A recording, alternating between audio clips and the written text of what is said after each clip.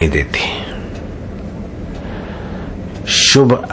शुभ कर्मों की अपनी महिमा है, लेकिन शुभ कर्मों में फिर थोड़ा स्वार्थ घुस जाता है, तो शुभ कर्म का जितना ऊंचा फल होता है वो साधक छोड़ बैठता है, खो बैठता है, छोटे फल में खुश हो जाता है।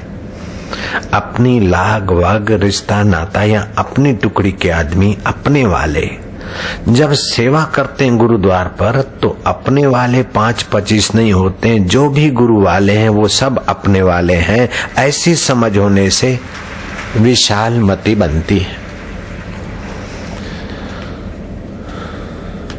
भगवत वाणी प्रतिदिन मिलती है, लेकिन उसको सुनने की क्षमता सत्वगुण में ही आती है।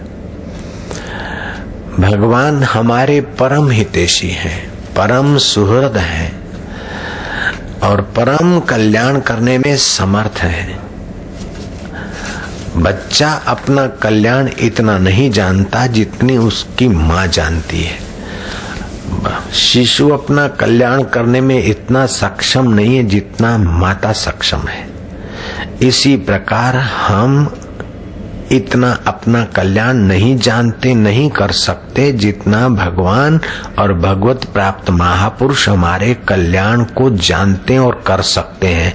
लेकिन हमारी वासनाएं, हमारी अमर्यादित वासनाएं अथवा हमारा अविवेक हमको उनके संकल्प महासंकल्प से जुड़ने में रोकता है।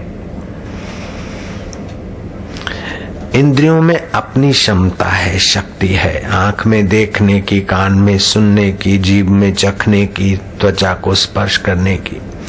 लेकिन ये इंद्रियां जब देख कर मजा लेती है, चख कर, सूंघ कर मजा लेती है, तो मन के साथ जुड़ना पड़ता, तो मन इनके साथ जुड़ता और बुद्धि इनके पीछे लगती है, तो इंद्रियां भी क्षीण होती है, मन में भी दुर्बलताएं आती और बुद्धि भी छोटी रह जाती है। अगर बुद्धि में बुद्धिदाता को पाने का अथवा बुद्धि में बुद्धिदाता के दिव्य गुणों को समझने का सत्संग मिलता जाए, तो बुद्धि बलवान रहेगी, मन बुद्धि के नियंत्रण रहेगा और इंद्रियां मन के कहने में चलेगी। छोटा आदमी भी महानता को छू सकता है, महान संकल्प पूर्ण कर सकता है और महान में महान परमात्मा को इसी जन्म में पा सकता है। लेकिन शर्त यह है कि उसकी मति पुष्ट हो। मति पुष्ट होने का उपाय क्या है? युधिष्ठिर के उत्तम प्रश्न भीष्म पितामह के चरणों में नमन करते हुए उच्चारे गए कि प्रभु, मनुष्य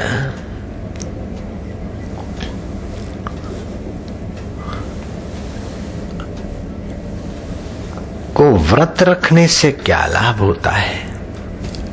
उपवास से, नियम निष्ठा से क्या फायदा होता है? वेद पढ़ने से क्या लाभ होता है?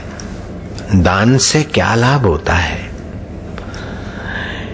यज्ञ से क्या लाभ होता है? तप से क्या लाभ होता है?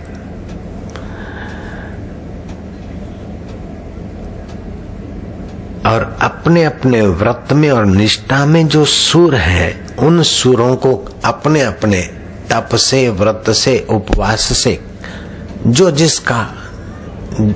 जिस विषय में स्पेशलिस्ट हो, ऐसे जो जिस विषय में सूर हो, उन्हें क्या लाभ होता है? जैसे कोई सदाचारिणी महिला है, वो पति में परमात्मा देखने के भाव को दृढ़ कर बैठी है, तो उसे पतिव्रता कहते हैं। तो ऐसी सूर नारी को, ऐसे किसी गुरु भक्त को गुरु में निष्ठा है, मातृ पितृ भक्त को माता पिता की सेवा में निष्ठा है, जिनको अपने अपने उपासना के रास्ते में निष्ठा है, सुर है, उन सुरों को अपनी निष्ठा से क्या क्या लाभ होता है? भीष्म ने प्रश्न ऐसा पूछा मानो पूनम व्रतधारियों के हृदय की बात ही पूछ ली।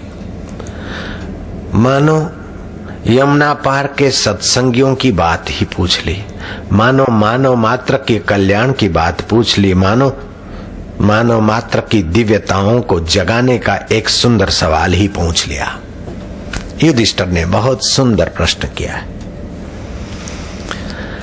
भीष्म पितामह कहते हैं, व्रत धारण कर ले, फिर उसको आरंभ करने के बाद उसे लगातार निभाए। लगातार जो नियम लिया है, जो व्रत लिया है, कितने भी समय का, मान लो मैं अब अपनी मिलावट करता हूं, मान लो कि हमने 24 पूनम का व्रत लिया है अथवा 40 पूनम का व्रत लिया है। जितने का व्रत लिया है उसको निष्ठा पूर्वक निभाया। तो अपना अपना व्रत, जैसे याज्ञिक यज्ञ का व्रत लेते हैं, नियम निष्ठा वाले नियम का व्रत लेते हैं, सत्य निष्ठा वाले सत्य बोलने का ही नियम लेते हैं, दान वाले दानवीरता का, जैसे कर्ण ने व्रत ले रखा था कि मेरे पास कोई भी याचक कैसे भी आए, कुछ भी हो, मैं दिए बिना नहीं रहूंगा। तो कर्ण दान व्रत से मशहूर हो गए। श्री कृष्ण कर्ण के दान व्रत की प्रशंसा करते थे और परीक्षा लेकर बता दिया कि युधिष्ठिर से भी ज्यादा कर्ण दानवीर है। गुरु के प्रति वफादार रहने का व्रत, युद्ध में देश की रक्षा का मकसद बनाकर ईमानदारी से अपने प्राणों की आहुति देने की तैयारी तक का व्रत, ये अपने अपने व्रत में योद्धा बॉर्डर पर जो व्रत लेकर युद्ध करता है उससे विचलित न हो तो उसे स्वर्ग की प्राप्ति होती है, देवताओं से सम्मानित होता है। लेकिन हिचकिचाते आखिर उसे मरना ही पड़ता है तो स्वर्ग नहीं मिलता, उसे यक्ष योनि में जाना पड़ता है। हथियार संभालते हुए और मौका मिले तो भाग छूटे, लेकिन अब मरना पड़ता है। ऐसे जो जाता है उसको गंधर्व योनि में जाना पड़ता है, और जो पीठ दिखाकर बचने को करता है और फिर भी मर जाता है तो उनकी प्रेत योनि की दशा होती। अपने अपने व्रत में मरता तो वो भी है, लेकिन जो व्रत में अडिग होकर मरता है वो देवताओं से सम्मानित होता है। देश की रक्षा करते करते वो सूर